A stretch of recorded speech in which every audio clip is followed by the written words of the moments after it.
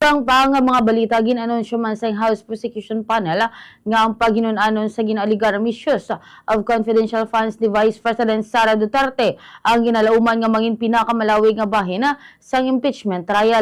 Sunod sa prosecution, ginasakop sang Article 1 ang 612.5 milyon pesos nga confidential funds sang Office of the Vice President kag Department of Education o kundi DepEd. Kabangdanan man nga ang pagpresentar sa mga ebidensya kag mga testigo naglabot man hindi magdubo o kana maglabot man hindi magdubo sa 31 kaadlaw. Sunod sa legal spokesperson sa House Prosecution nga si Benjamin Tolosa Jr. may dugang pa nga mga dokumento kag mga testigo nga ipresentar apang ginatinguhaan pa nila nga paliputon ng presentasyon kung mapamatud-an ang importante nga mga punto. Samtang ginpahayag man ni House Prosecutor Representative Terry Ridon nga ang pagpresentar sa mga ebidensya na hanungod sa confidential funds mahimo magsugod sa Miyerkules kasunod man sang hearing kaupod si National Bureau of Investigation Director Milvin Matibag.